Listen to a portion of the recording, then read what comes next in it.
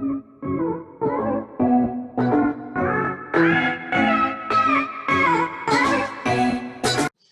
hey guys, welcome to the third part of the first unit, business and its environment. So, we are going to learn about the environmental analysis. Environmental analysis is described as a process which examines all the components, internal and external, that has an influence on the performance of the organization. इसमें क्या बोला गया है कि जो हमारा जो भी काम हो एक ऑर्गेनाइजेशन में जो है कि हमारा जो प्रोडक्शन हो, हमारा रॉ मटेरियल जो हमको मिलने वाला है, या जो हड़ताल बनता है, हड़ताल होता है, या एनी अदर नेचुरल डिसास्टर्स, सब एक ऑर्गेनाइजेशन का परफॉर्मेंस में इन्फ्लुएंस कर सकता है।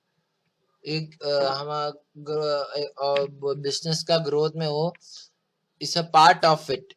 तभी एनवायरमेंटल एनालिसिस में हम बोलते हैं सब, मतलब मैं जो एग्जाम्पल आपको बताया था, जो है हमारा क्लाइमेट, जो डिसास्टर्स आता है, हमारा पॉलिटिकल पार्टीज का चेंज इन लॉस, सब सब इन्फ्लुएंस करता है एक एनवायरनमेंट का परफॉर्मेंस में, ऑर्गेनाइजेशन का परफॉर्मेंस में। हम इकोनॉमिक्स में पढ़ते हैं डिमांड और सप्लाई, प्राइस, डिमांड और प्राइस का बीच में, तभी प्राइस इंक्रीज होता है, अदर थिंग्स रिमेन कांस्टेंट। उसमें हम लोग पढ़ते हैं कुछ change in the taxation, taxation will change the price of the commodity. तो अभी टबाको सब इंक्रीज करेंगे, लोग कंजम्पशन कम होना चाहिए, उसके लिए बढ़ाते, पर कोई ज्यादा वो एडिक्शन है उसके लिए कोई छोड़ता नहीं है, तो उसका प्राइस कितना भी सब लोग लेंगे। हम वो इकोनॉमिक्स में भी मैं पढ़ाने वाला हूँ, जो है इकोनॉमिक्स में खुद पढ़ाने वाला हूँ आपको। अभी फर्स्ट यूनिट हम स्टार्ट करेंगे आफ्टर कॉमर्स का, मैं इकोनॉमिक्स का स्टार्ट करूँगा। The internal component indicate the strength and the weaknesses of the business unity. तभी क्या बोल रहे हैं हम इस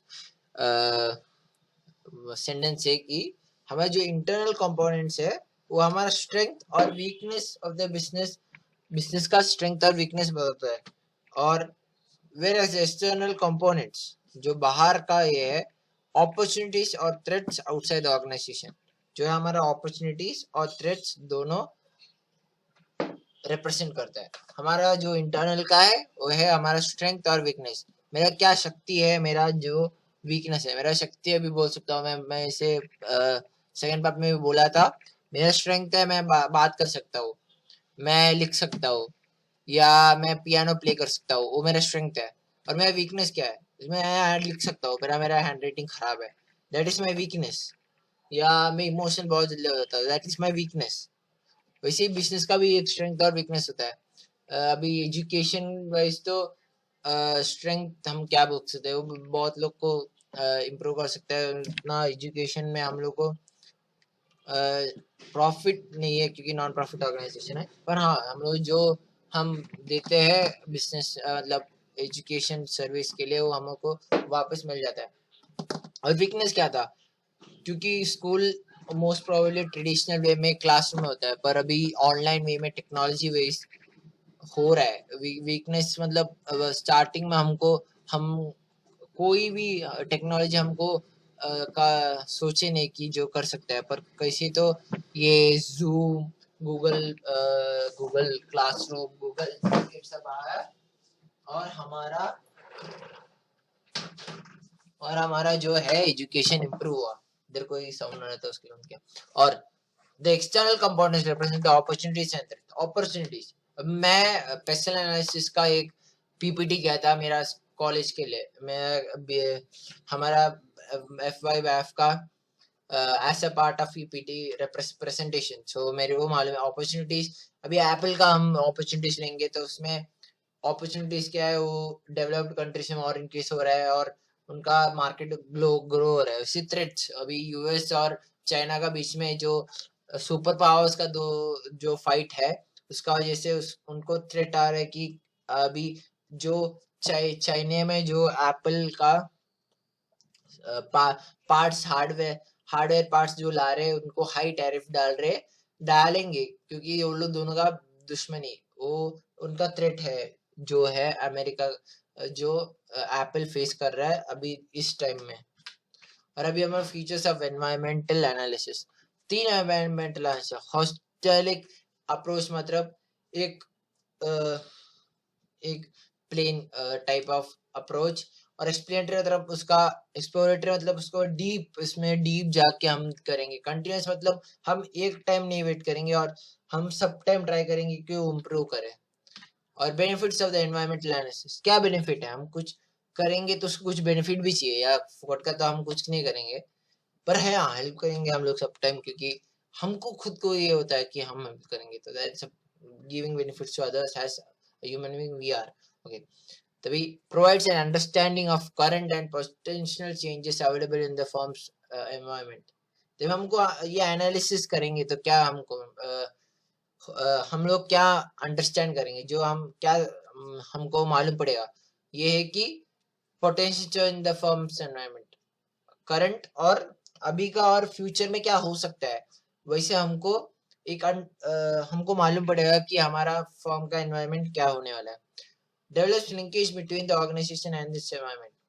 भी एनवायरमेंटल एनालिसिस करने से हमको एक चीज हमको खुद ये मालूम पड़ेगा कि ऑर्गेनाइजेशन और एनवायरनमेंट में लिंकेज मालूम पड़ेगा, मतलब एन ऑर्गेनाइजेशन क्या चला है, एनवायरनमेंट में कैसे एक साथ चला जा सकता है। वैसे creates input of strategic decision making, जो है हमको सब लोग इनपुट जा सकते हैं, स्ट्रैटेजी बना सकते हैं डिसीजन मेकिंग के लिए, जो हमारा बिजनेस को इम्प्रूव करेगा।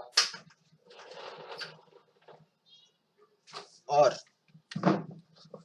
generates idea and understanding of a context within which a firm operates। तभी हम लोग को आइडिया मिलेगा और अंडरस्टैंडिंग मिलेगा जी कि फर्म कैसे चल रहा है।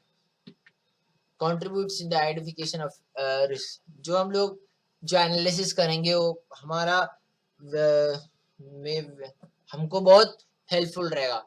अभी हम ये करेंगे तो क्या होने वाला है, हम वैसे सोचेंगे तो हमारा रिस्क मालूम पड़ेगा, हमको रिस्क हटा सकता है। मैं मेनी टाइम्स बहुत लोग जो है कुछ ना सोच के एक्शन ले लेते हैं, उसके लिए उनको बहुत हार्ड आउटकम आता है। उसके लिए उसमें रिस्क आइडेंटिफाई करने के लिए हमको बताएगा ये एनवायरमेंटल एनालिसिस। और formulates action plan to face the negative impact of the environmental factors.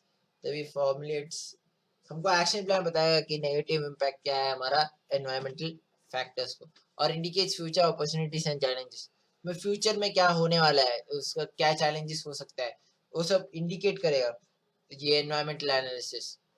कि अभी देखो ये अमेरिका और चाइना का मैं बोल रहा था, अमेरिका और चाइना इसे जड़ा करते रहेंगे तो एप्पल का उधर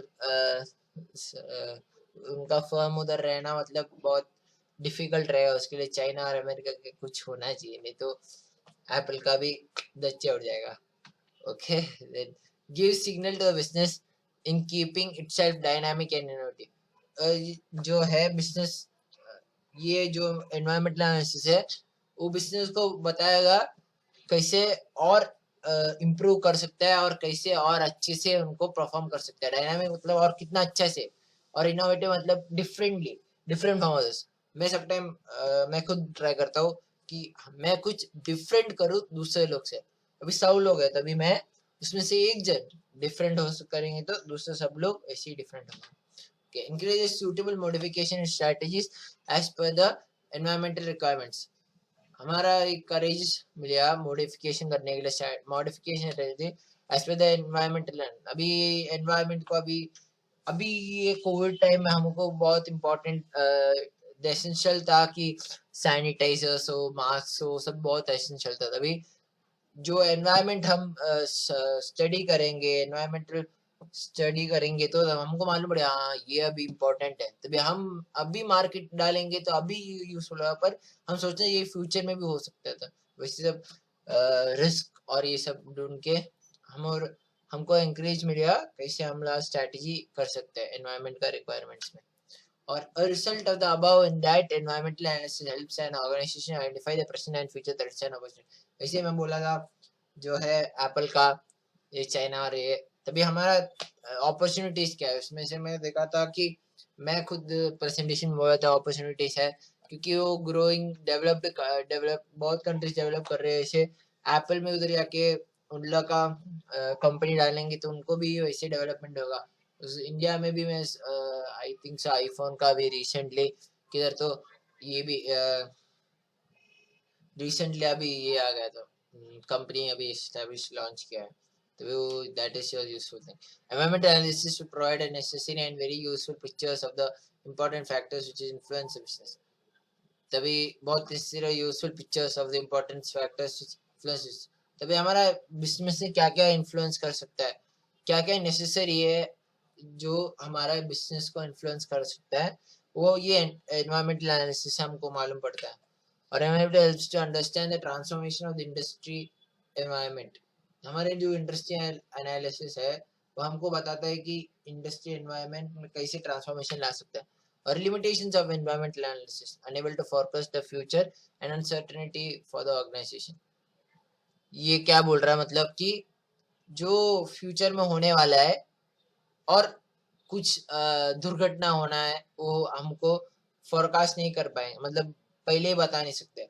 ऐसे कि हमारा सब शॉप्स में बोला था सेकंड पार्ट में भी, हमारा जो सब शॉप्स था जो ओपन थे सब ओपन थे, मार्च फरवरी मार्च अप्रैल, हाँ मार्च तक सब ओपन था। तब तक कोविड चाइना से इंडिया में आ गया, सब एक साथ कर्फ्यू आ गया, बंद हो गया, लॉकडाउन हो गया, तभी हम कोई नहीं सोचा था कि ऐसे एक दुर्घटना होगा और हम सब ये हार्डशिप फेस करेंगे कि हमको घर पे बैठना है या हमका जॉब जाएगा, और वैसी सब डिफिकल्टीज होके भी वैसे एक ऑर्गेनाइजेशन को बता नहीं सकते कि क्या होगा फ्यूचर में। Face to guarantee the organisation effectiveness, जो इफेक्टिवनेस ऑर्गेनाइजेशन को चाहिए गारंटी हम कर नहीं सकते कि हाँ ये होगा। शायद ये कोविड आ गया, मतलब बहुत जन प्रॉफिट में जा रहा था, कोविड का वजह से फुल लॉकडाउन क्लोज होके उनका लॉस में जा रहा है, तभी हमको कभी भी गारंटी नहीं कर सकते organisation effectiveness. affect reliability as error are available in the forecast, अभी कुछ एरर्स हो सकता है फोरकास्ट में, वो अफेक्ट करता है कुछ एरर्स, और फोरकास्टिंग में भी प्रॉब्लम होता है। fails to estimate the correct values for the predicator variables, तो फ्यूचर का क्या वैल्यूज है ये वो सब फेल्स करता है प्रेडिकेट करने के लिए, जो फ्यूचर में होने वाले हम फेल हो जाएंगे। तो लिमिटेशन है उसमें, needs larger base for information which ultimately creates confusion in, हम ज़्यादा इंफॉर्मेशन का ज़रूरत है क्योंकि उसमें बहुत कंफ्यूजन हो सकता है जो एनवायरमेंटल एनालिसिस हम कर रहे हैं। डिसीजन मेकिंग में भी problem in decision making, it's larger base of information which ultimately creates confusion in decision, जो कितना बहुत इंफॉर्मेशन है तो हम लोग को डिसीजन मेकिंग में बहुत डिफिकल्टी होता है। ये एनवायरमेंटल एनालिसिस से हम एक काम सोच के चलेंगे, वो दूसरा कुछ काम हो गया, तभी हम ये चेंज ये नहीं कर सकते। Okay, environmental scanning process, searching for information resources, हम सर्च करेंगे इंफॉर्मेशन किधर है, ये किधर है, कैसे है कैसे है।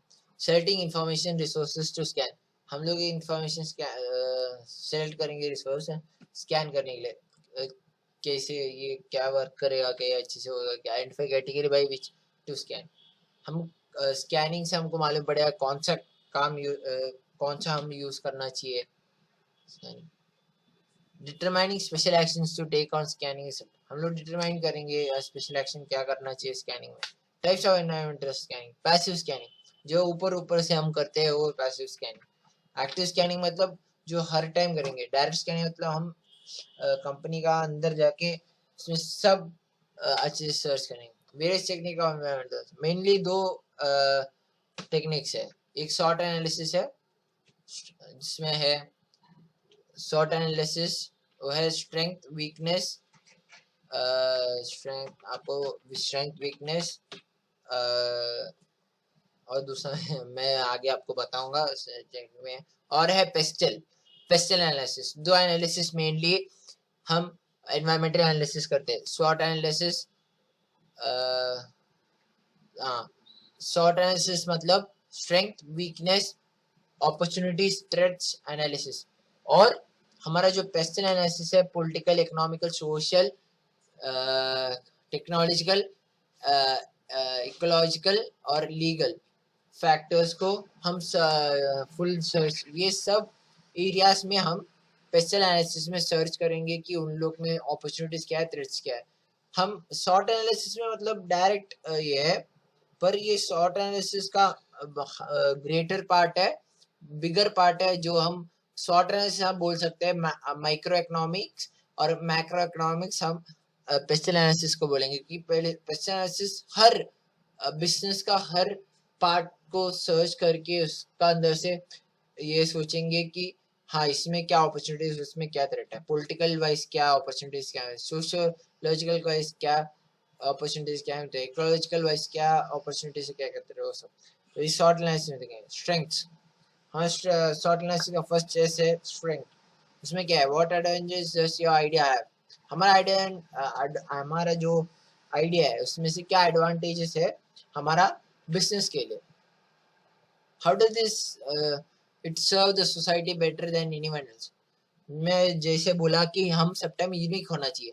जो एनालिसिस करके जो डिसीजन ले रहे हैं उसमें से दूसरे लोग से हटकर क्या है हमारा उस आइडिया में, और क्या है। How do you use unique और lowest cost resources to your idea that others can. तो दूसरे लोग जो कर रहे हैं उससे हम यूनिक कर रहे हैं, और वो कितना कम पैसे में हम कर रहे हैं वो हम इस शॉर्ट एनालिसिस में चेक करते हैं। What would be the strengths in the market once this idea is materialized? What would be the strength in the market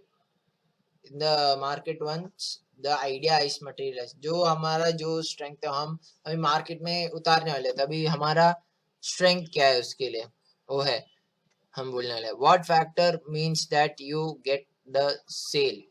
What is your innovation unique proportion? हमारा what factor means that you get the sale। हमारा हम what is surety that हम कितना sure रहेंगे कि हम जो कर रहे हो सेल होगा। हमारे जो इनोवेशन क्या है दूसरे लोग से क्या डिफरेंस है। Unique position, proportion, USP. Consider strength for both an internal perspective and from the point of view of your customer and people in your perspective market. हम सोचना चाहिए हमारा स्ट्रेंथ जो बोट है इंटरनल, जो अंदर हमारा कंपनी का अंदर है और बाहर कस्टमर्स का है, दोनों का पर्सपेक्टिव हमको चेक करना है। और अभी जाएंगे हम वीकनेस। जो हमारा स्ट्रेंथ मतलब हमारा शक्ति, वीकनेस मतलब हमारा नो शक्ति। What is our difficulty which we face while we are in life. What is a future scope of improvement. हमारा फ्यूचर स्कोप ऑफ इम्प्रूवमेंट क्या है, कैसे हम इम्प्रूव कर सकते हैं हमारा बिजनेस को, कुछ भी नया इंट्रोड्यूस करके कैसे हम इम्प्रूवमेंट ला सकते हैं। What are the things that needed to be avoided. हम क्या अवॉइड कर सकते हैं जो हमारा वीकनेस को ना, हमारा वीकनेस हमारा बिजनेस को पैरालाइज कर ना पाए। क्या कर सकते बिजनेस को पैरालाइज ना हो, मतलब हम लॉसेस में ना जाए। क्या क्या थिंग्स रहेगा वो हम इसमें देखेंगे। और what are the people in your market likely to see as weakness. हमारा मार्केट में लोग क्या देखेंगे वीकनेस कैसा। व्हाट फैक्टर्स यूज सर, क्या क्या चीज है हम हमारा सेल्स को कम करेगा। मतलब हमारा डिमांड में हम देखेंगे तो price of a commodity increases, demand decreases.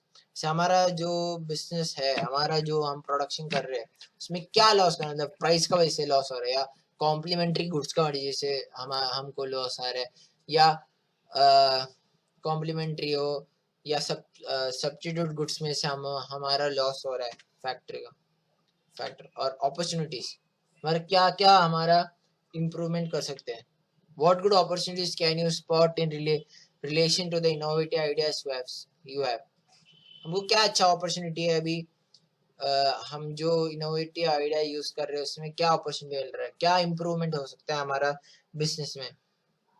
अभी मैं एप्पल को ही मैं एग्जाम्पल करना चाहता हूँ, क्योंकि मैं एप्पल का खुद ये पेस्ट एनालिसिस किया था। तो ये अपॉर्चुनिटी क्या था उनका, डेवलप्ड कंट्रीज में और उनका सेल हो जाएगा क्योंकि वो लोग ग्रो हो रहे हैं, तभी वो उनका अपॉर्चुनिटी है।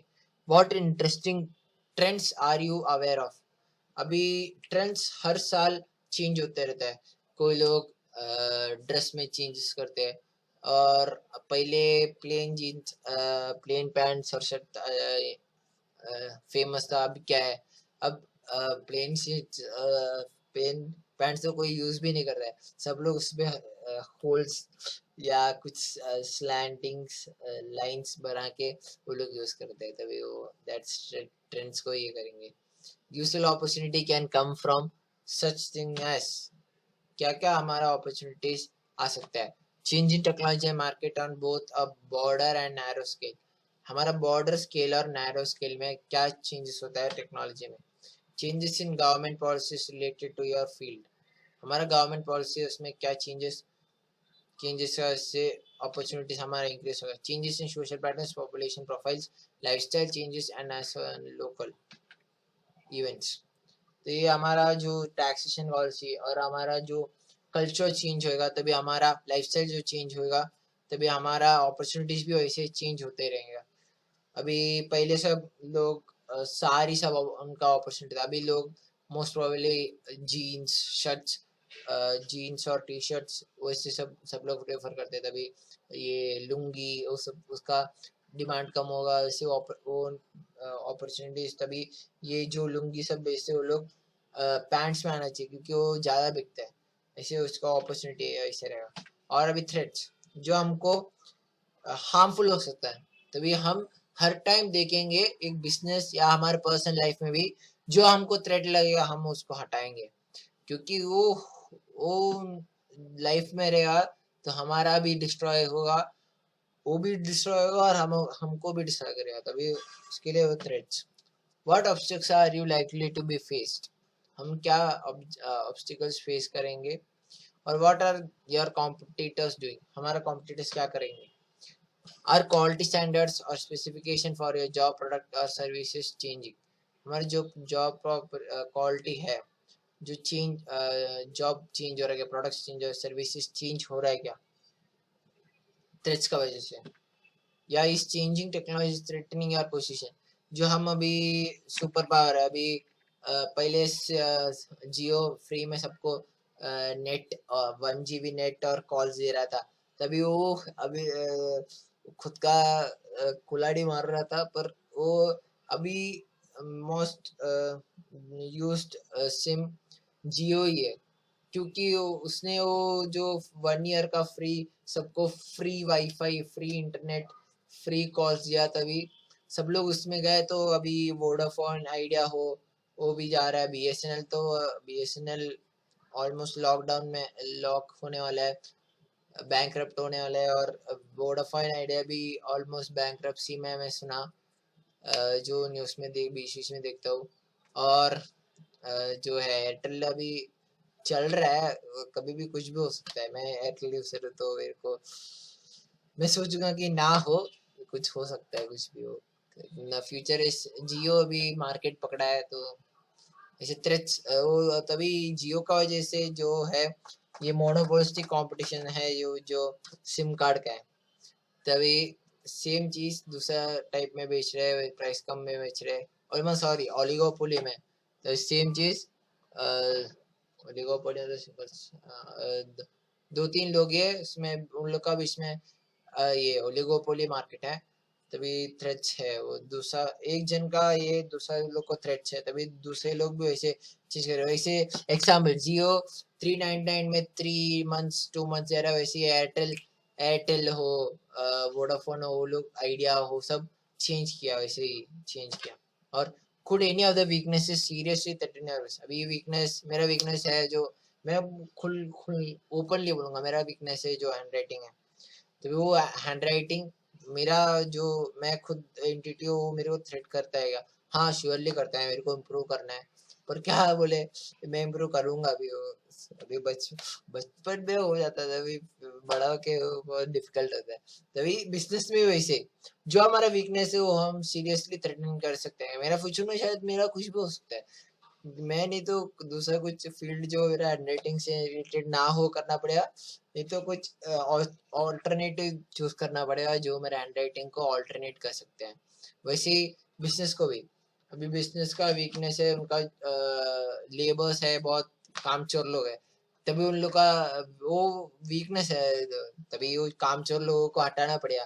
That is the main threat of a business, जो कामचोर लोग है। तो पेस्ट एनालिसिस जो मैं खुद किया हुआ आज, मेरा कॉलेज का पीपीटी में किया था, तो हम उसके बारे में फैक्टर्स पेस्ट एनालिसिस आर, जो मैं इसे बोला, political, economic, social, technological, legal, environmental, ये जो 6 फैक्टर्स है ऑफ अ बिजनेस।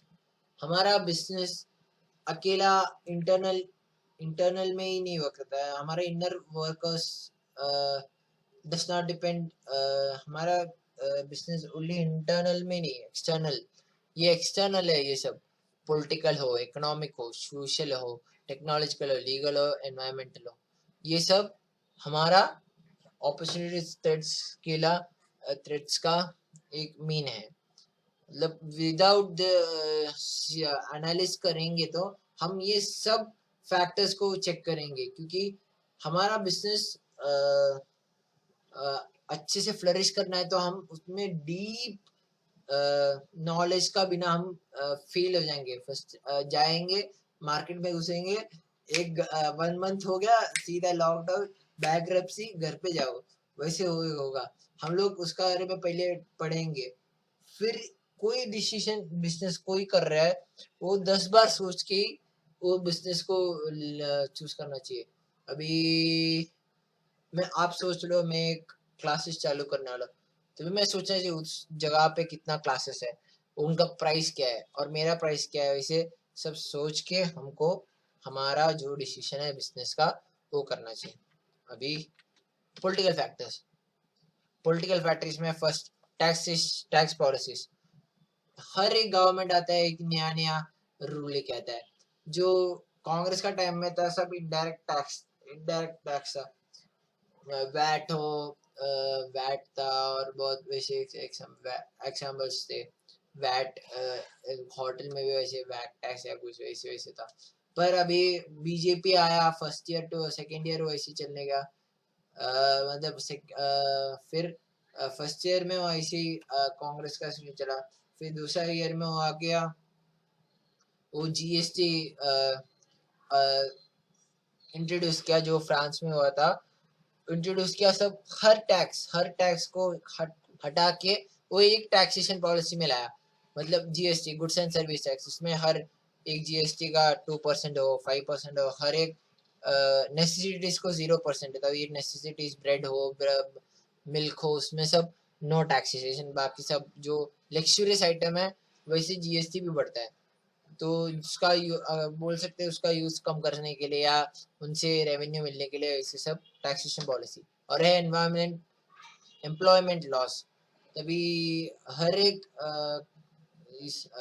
हर एक गवर्नमेंट्स को हर एक लॉस रहेगा, एक एम्प्लॉयर को एम्प्लॉयमेंट करने के लिए एक नया नया रूल। मतलब पहले होता था कि ऐसे पीपीएफ या पीएफ कुछ नहीं था, प्रोविडेंट फंड का स्कीम नहीं था पहले, फिर कांग्रेस आया, ये पीएफ का ये नया इंट्रोड्यूस किया, जो है एक एम्प्लॉय जो एम्प्लॉयर का अंडर में कर रहा है उसका हाफ प्राइस, हाफ उसमें से लिटिल रुपीस हटाएंगे, और जो एम्प्लॉयर है वो कितना एम्प्लॉय से है उतना वो एम्प्लॉयर भी डाल के पीएफ में डालना है, प्रोविडेंट फंड पीएफ उसमें डालना है। और लास्ट में जब एम्प्लॉय रिटायर होएगा तभी उनको एक हैंडसम ऑफ मनी मिलेगा जो उनको जीने के लिए हो जाएगा, जीने के लिए इनफ है उनको। और अगला एनवायरमेंटल रेगुलेशंस, मतलब अभी नया एक ये आया था एनवायरमेंट, जो है एनवायरमेंट का, ये जो ट्री सब कट कर सकता है, बीजेपी का टाइम में आया था, पर सब लोग उसका अगेंस्ट में आंदोलन किया, तभी वो कैंसिल हो गया। मैं भूल गया उसका, ये बिकॉज कोई भी बिजनेस को किधर भी, फॉरेस्ट हो किधर हो, कट कर सकते हैं without any objection, without any recognition या कुछ गवर्नमेंट का इन्फ्लुएंस का बिना कर सकते हैं, वैसे एक लॉ आया था, पर सब लोग उसका अगेंस्ट में बात करके वो कम निकाल दिया। ट्रेड रिस्ट्रिक्शंस या टैरिफ्स, मतलब अभी कोविड आया तो सब लोग चाइना को आइसोलेट कर दिया, मतलब उधर से कोविड आ सकता है या सोच के सब हटा दिया, मतलब उन लोग से कोई ट्रेड, चाइना से कोई ट्रेड ही नहीं कर रहा था, तो वो ट्रेड रिस्ट्रिक्शन।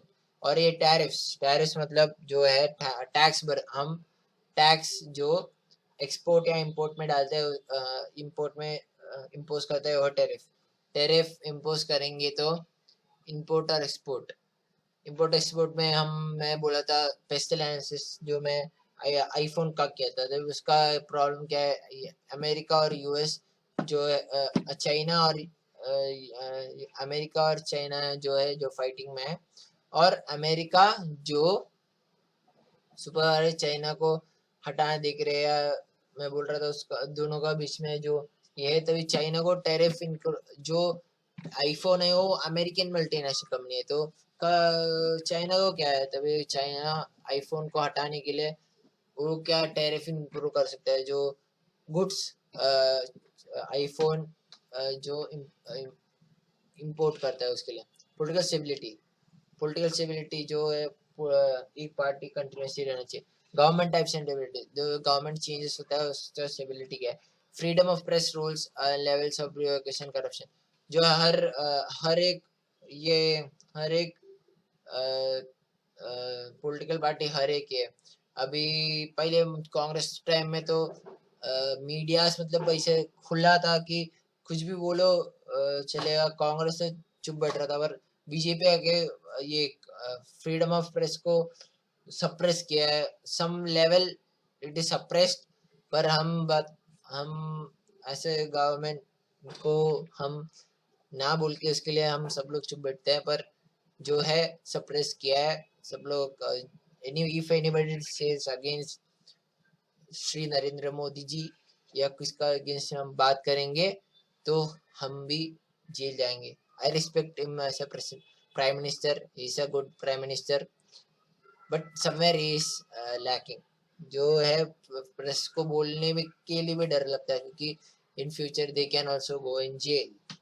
सो रेगुलेशन है, रेगुलेशन ट्रेंड्स, जब रेगुलेशन एक रेगुलेशन क्या, फिर उसको डीरेगुलेशन हटा दिया, और स्ट्रेंथ मतलब अभी कश्मीर का भी हम बोल सकते हैं इसमें से पॉलिसी और एनवायरमेंटल रेगुलेशंस, टैरिफ्स, मतलब कश्मीर में पहले कांग्रेस का टाइम उनको एक परफेक्ट सिंगल मतलब जिसको डिफरेंट था इन, पर अभी कश्मीर को भी इंडिया में इंक्लूड करके सब रूल्स उनको भी धोपा जाता है, रेगुलेशन या डीरेगुलेशंस, वो ये उनका ये है।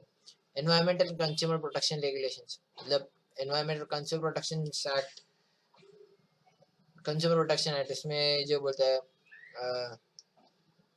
राइट अगेंस्ट क्या है, बहुत राइट का अगेंस्ट में हम लोग पढ़ते हैं कंज्यूमर प्रोटेक्शन एक्ट में, तभी वो सब एक एक पॉलिटिकल पार्टी को लिए डिफरेंट डिफरेंट हो सकता है, शायद कांग्रेस का टाइम का भी चल रहा है मेरे को लग रहा है, मतलब हर मतलब कांग्रेस का टाइम में नहीं था कि कंज्यूमर प्रोटेक्शन का ये national level, international, state level, district level, state level, national level, सब अभी लगता मोदी का टाइम में हुआ है, इसके पहले नहीं था, अभी कंज्यूमर प्रोटेक्शन एक्ट अभी आ रहा है, उसको एक एक पॉलिटिकल पार्टीज का ऊपर रहता है वो, जो हमारा बिजनेस को ये इन्फ्लुएंस कर सकते हैं, शायद वो पॉजिटिव रहेगा, अपॉर्चुनिटी है तो थ्रेट भी हो सकता है, दोनों हम कौन से भी फैक्टर से हम every time we should be ready to face any of the problems which is coming in our business, the economic factors, current and projected economic growth, inflation and interest rates, economics में ये जो है boom period boom period रहता है, उसके बाद recession time में हमारा जो है जॉब जाता है, तभी ग्रो बूम पीरियड में हमारा सब बूम अप होता है, पर रिसेसिव टाइम में हमारा सब जो है दुबई में सब बूम पीरियड आया, उसके बाद रिसेशन आया तो बहुत लोग को जॉब्स गया और लोग सब इंडिया वापस आए, उनका जॉब सब उधर रिसेशन का वजह से उन लोग का जॉब सब गया। वो इकोनॉमिक्स फैक्टर्स का एक्सचेंज रेट्स जो है, डॉलर्स का प्राइस इंक्रीज होता है, डिक्रीज होता है as per the daily marketing stage of bicycle business cycles. Business का साइकिल है जो चेंज होते रहता है। Unemployment and labour supplies. Unemployment economics से अनएम्प्लॉयमेंट जो कम रुपए में लोगों को मिल जाता है, लेबर सप्लाई बहुत कम है, और ज़्यादा ये होगा तो हम लोग लेबर सप्लाई के बारे में हम 5th चैप्टर में पढ़ते हैं, डिमांड सप्लाई एनालिसिस में। सप्लाई एनालिसिस में हम पढ़ते हैं लेबर का बारे में। और लेबर का कॉस्ट क्या है, लेबर कितना चार्ज करेगा, वो सब इकोनॉमिक फैक्टर्स में। Level of disposal income and income distribution. Disposal income क्या है और इसका इनकम डिस्ट्रीब्यूशन कितना है। इम्पैक्ट ऑफ ग्लोबलाइजेशन, हमारा जो इकोनॉमिक फैक्टर को कितना हमारा ग्लोबलाइजेशन में इम्पैक्ट होता है। इम्पैक्ट ऑफ टेक्नोलॉजीज और other changes of economy, technology में कितना इम्पैक्ट रहता है और अदर इकोनॉमिक्स में कितना चेंज होता है। सोशल फैक्टर्स क्या है। हेल्थ अवेयरनेस, जो हेल्थ अवेयरनेस है वो कैसे हमारा पॉपुलेशन ग्रोथ रेट, हमारा जो पॉपुलेशन हर दिन ग्रो होते रहता है, उसका एज डिस्ट्रीब्यूशन। हमारा जो प्रोजेक्ट है वो बड़े लोग के लिए, छोटे लोगों का करियर एटीट्यूड्स। हमारा अभी का ट्रेंड है कॉमर्स लोग का, सब लोग बीकॉम जो लेते हैं वो सीए करते हैं, नहीं तो अकाउंटेंसी में जाते, वैसे सब होता है सब लोग। कि मैं खुद बैफ लिया हूँ, मैं खुद सीए करने सोच रहा हूँ, मेरे को मालूम नहीं मैं सक्सेस होगा, इसके लिए मैं और भी मेरा 2-3 काम चल रहा है साथ में। हाँ, कैटेगरी से चेंज होते रहता है, मतलब एक बार पहले सब तो इंजीनियरिंग डॉक्टर थे सब लोग, पर अभी सीए हो, अभी का मेन ये है सीए। इंजीनियरिंग का भी ज़्यादा ये नहीं है, पर इंजीनियर से इंजीनियर अभी सीए को चांसेस ज़्यादा है। और क्या बोले, कंप्यूटर बेसिस लोगों का भी ज़्यादा अपॉर्चुनिटी। एम्फेसिस सेफ्टी, कि हमारा जो सोसाइटी में हमारा जो ये कितना सेफ है। Population, health, education and social mobility and attitudes, हमारे जो पॉपुलेशन का हेल्थ है, एजुकेशन है, सोशल फैक्टर्स हमारा बिजनेस को कैसे ये करते हैं। Population, employment pattern, job market, freedom and attitudes to work. Employment pattern है जो फ्रीडम ऑफ जॉब, फ्रीडम है जो एप्टीट्यूड ऑफ टॉप वर्क है। Press attitudes, public opinion, social attitudes और सोशल टैबूज। एटीट्यूड क्या है, पब्लिक ओपिनियन क्या है, पब्लिक एटीट्यूड क्या है, और सोशल टैबूज क्या है। अभी पहले सोशल टैबूज था, स्पेशली वुमेन्स का जो पीरियड्स है वो एक टाबू, सोशल टाबूज था, पर अभी वो सब लोग एक्सेप्ट कर रहे हैं, आगे जा रहे हैं, सब लोग साथ में सपोर्ट कर रहे हैं इसका। सोशल एटीट्यूड मतलब सोशल एटीट्यूड, अभी सब लोग ट्रेंड्स में ज़्यादा ये करते हैं, फैशन, कोई लोग ज़्यादा लोग तो फैशन में ट्राई करते हैं, बाकी लोग सिंपली ये करते हैं। Lifestyle choices and attitudes. हमारे लाइफस्टाइल चॉइसेस और एटीट्यूड्स क्या, लाइफ स्टाइल में चॉइस और एटीट्यूड्स हमारा बिजनेस में बहुत इन्फ्लुएंस करता है। और टेक्निकल नॉलेज, R&D एक्टिविटीज, मतलब research and development activities very important for a business.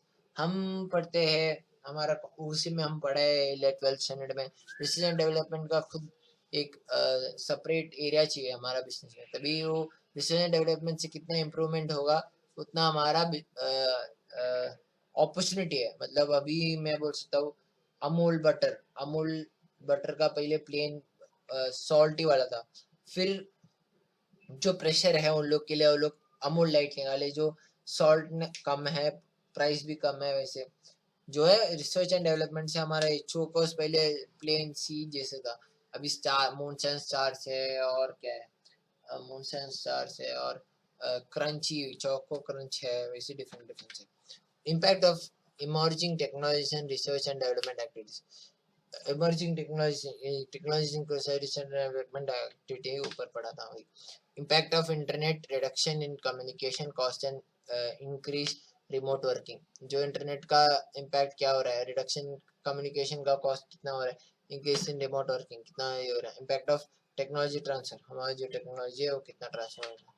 ये सब मेरा टीचर मेरे को पढ़ाया देता है, अभी मैं खुद पढ़ा नहीं पाऊंगा आपको, वो भगा रही थी, मैं भी भगा रहा हूँ, सॉरी फॉर द डिले, मतलब मैं भगा रहा हूँ क्योंकि मेरा टीचर भी पढ़ा है, मैं जो पढ़ा रहा हूँ मेरा टीचर क्या पढ़ा रही है वही मैं आपको सब पढ़ा रहा हूँ, क्योंकि मैं I am not a teacher in profession, I am doing my F BAIF.